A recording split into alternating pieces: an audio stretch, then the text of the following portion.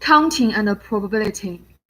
In previous sections, we have learned fundamental counting principle, permutations, combinations, and here we're going to apply those knowledge, those contents, to compute probabilities. Let's look at an example. A thief steals an ATM card and must randomly guess the correct 4-digit PIN from a 7-key keypad. Repetition of digits is allowed.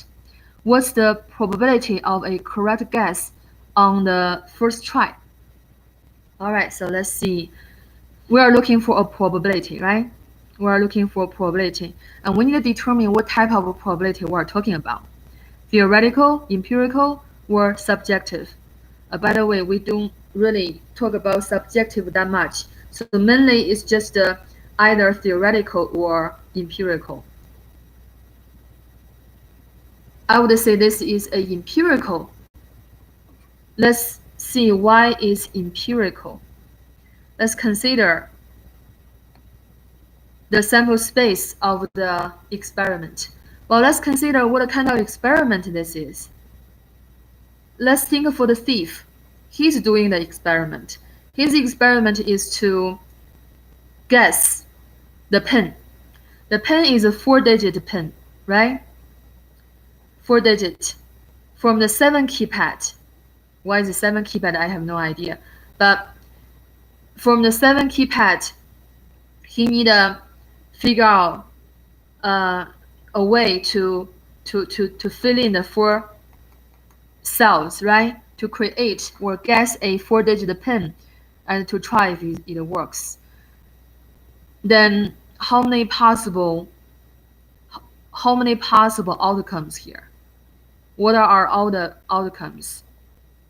So maybe we determine how many outcomes in total from his perspective, okay? Let's see. In order for the thief to guess the PIN, then his task is a 4-part task. He gonna put a number here, right? Yeah. He would choose a number, put it here, because the keypad is a 7 keypad, so he has 7 options to put a digit right here. So that is 7.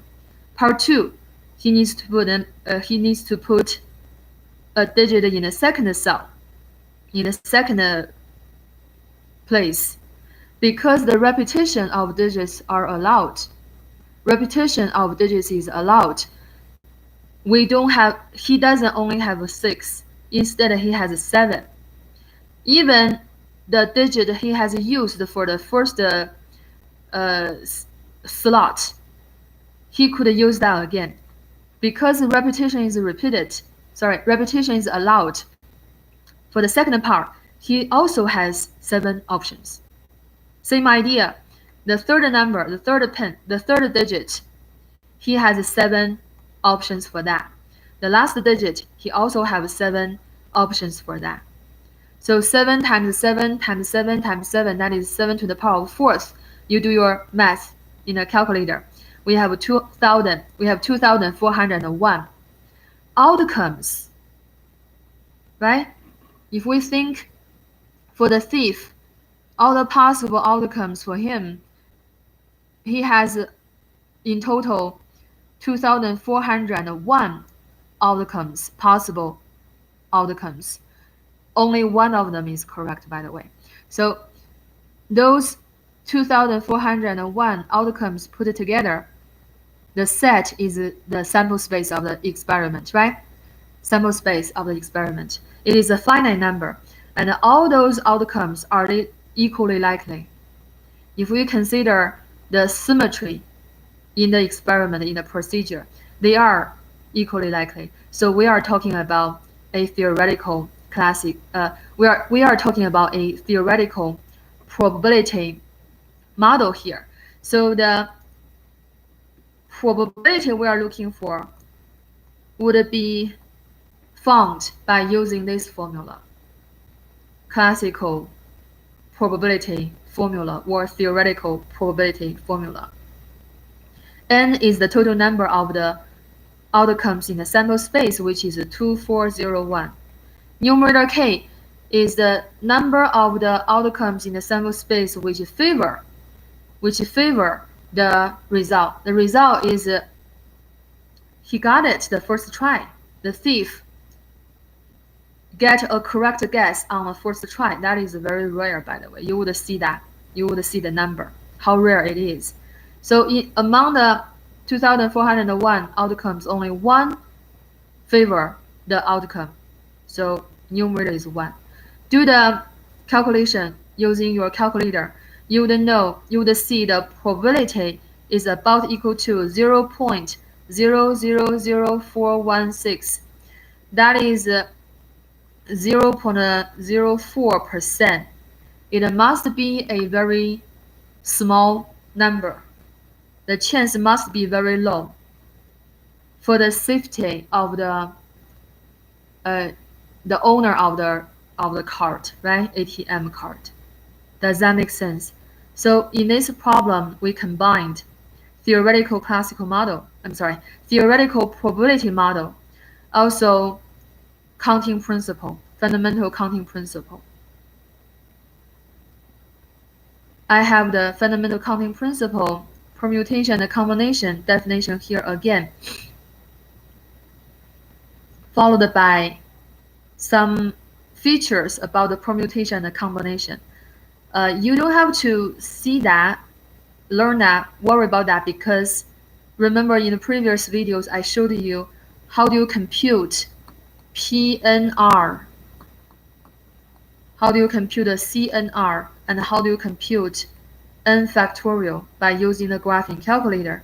So I think you should be okay with that.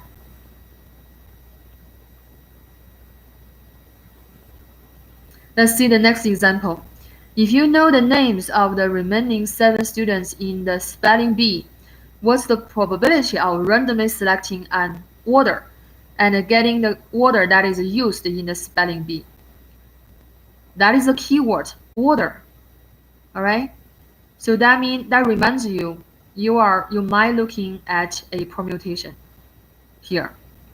We are looking for the probability. Then we have to think about the experiment.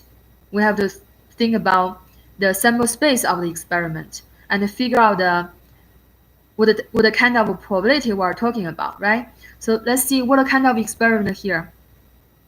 Your experiment is to guess, it's kind of like a guess, okay?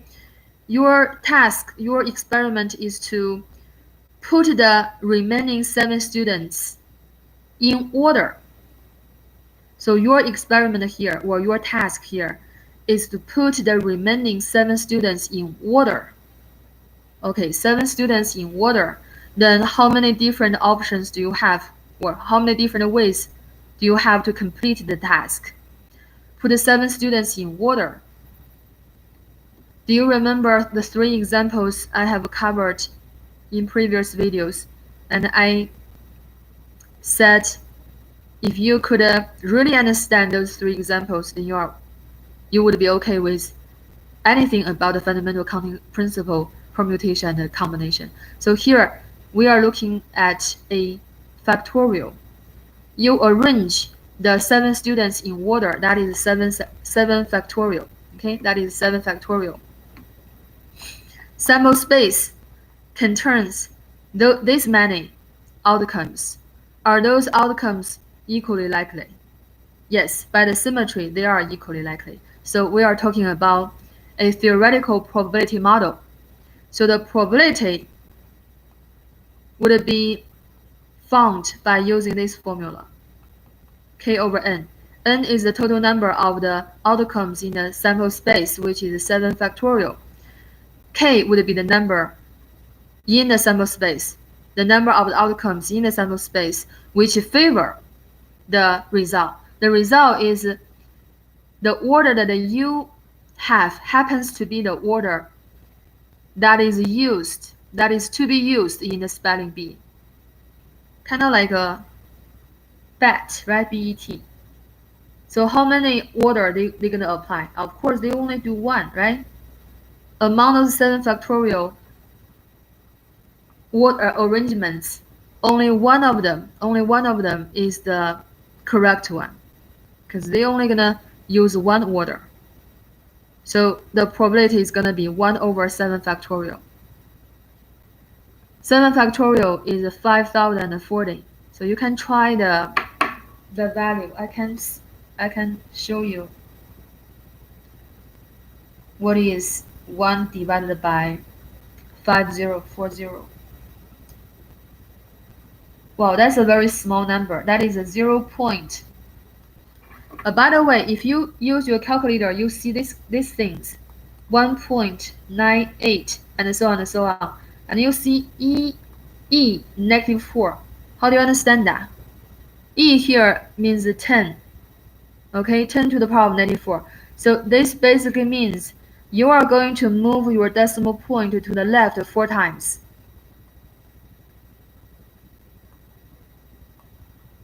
Okay, you're going to move your decimal point to the left. It was here, right? You're going to move the decimal point to the left 1, 2, 3, 4, 4 times. So the probability actually is 0.000189. I know it's a very 198 is a very small probability. Yeah, this is how do we understand the notation in the graphing calculator. This means 1.98 divided by 10 to the power of 4th, or simply you need to move the decimal point to the left 4 times. Let's look at the next example. A fan of country music plans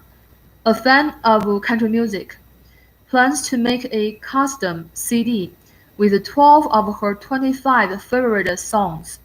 How many different combinations? The problem clearly told us combinations. Then you know, okay, that's a combination problem. It's not a permutation problem. How many different combinations of 12 songs are possible? Let's do one part at a time. How about that? So you know that is a combination, right? So the combination is you choose 12 from 25 and make a combination. It's kind of like, remember, you have a big spoon and you're going to scoop 12 songs from the 25 songs. So that is a C2512. By using the calculator, 25 CNR 12, you would have the number. That number is a big number. It is 5,200,300. This is the combination, okay? We are not even considering the order of the 12 songs in the CD. If we consider the order, this is the number. This is the value of the permutation P2512. If you randomly choose 12 items from 25 and put them in order, you have this many number. This is thousand, million, billion, trillion. So 2,490 trillion. What's beyond trillion? Okay, so that's a very big number, right? But fortunately, we are not considering permutation is a combination. Let's continue. Is it practical to make a different CD for each possible combination? You tell me.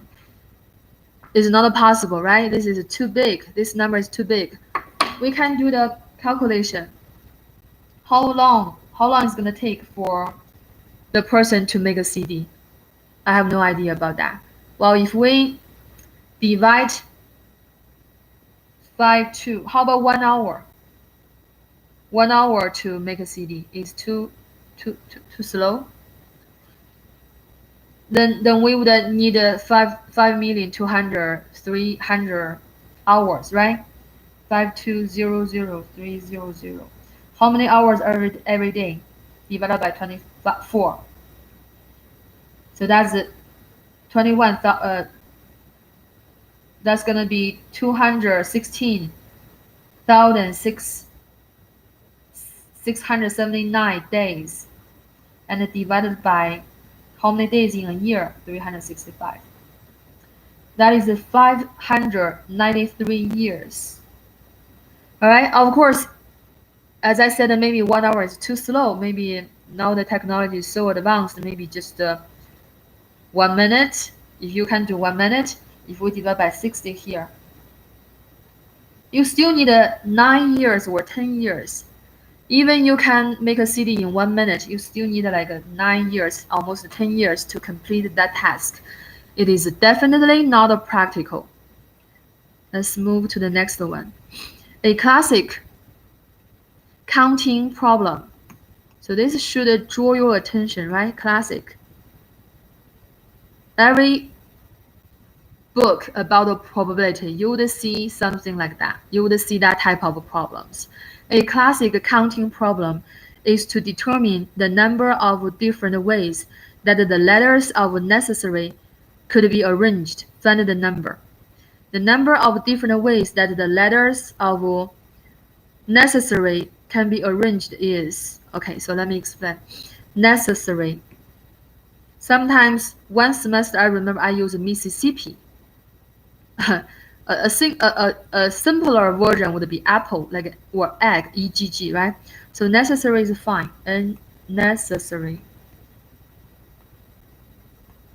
How many letters in this word? 1, 2, 3, 4, 5, 6, 7, 8, 9. 9 letters.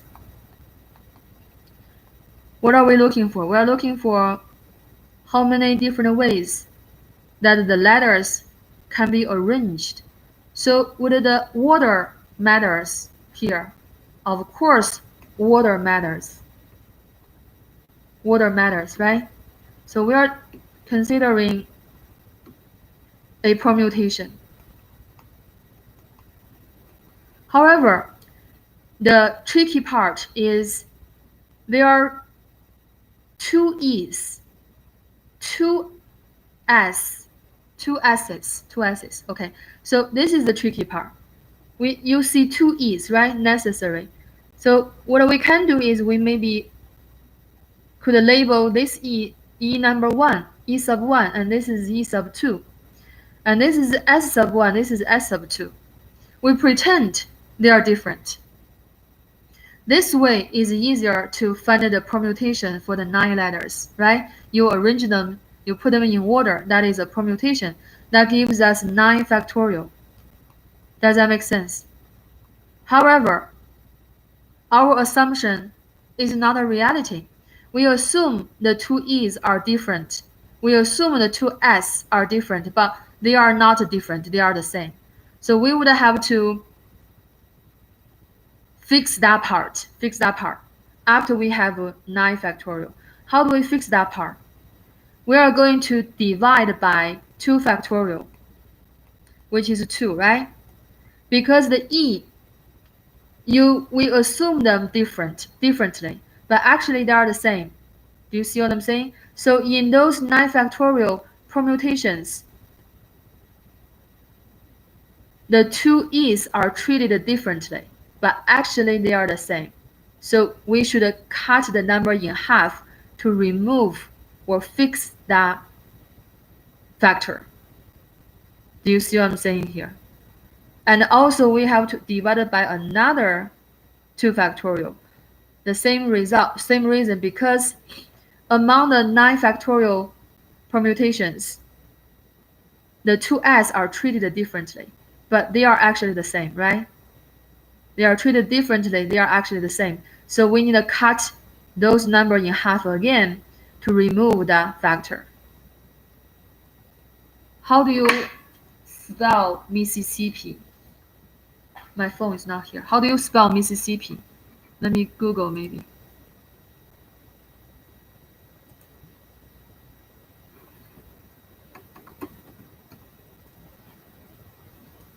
Mississippi. What I saw here is a Mississippi.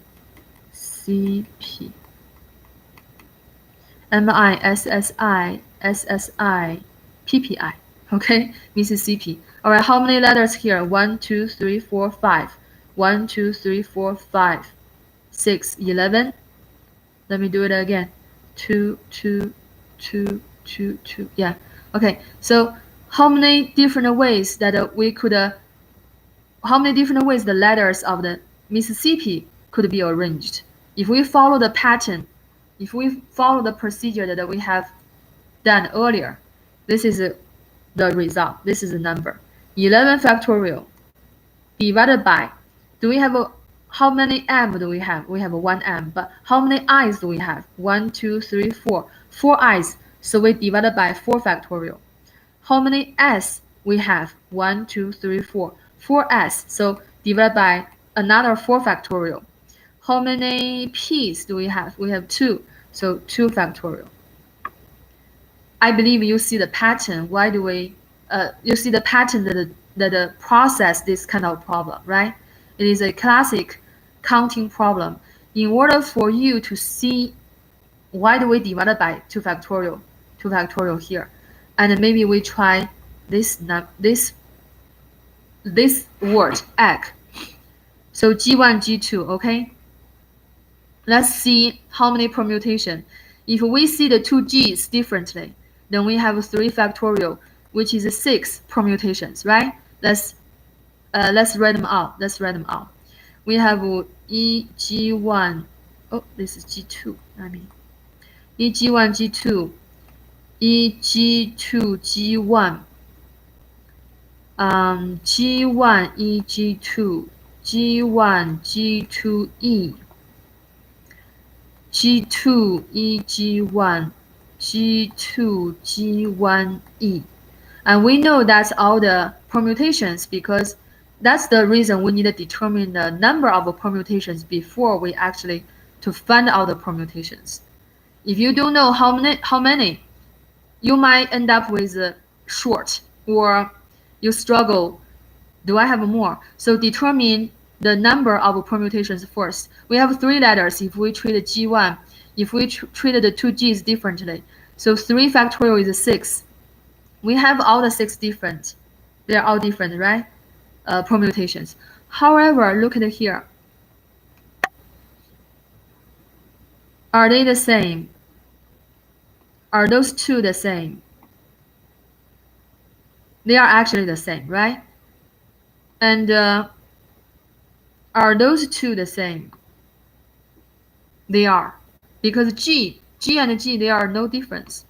Are those 2 the same? They are.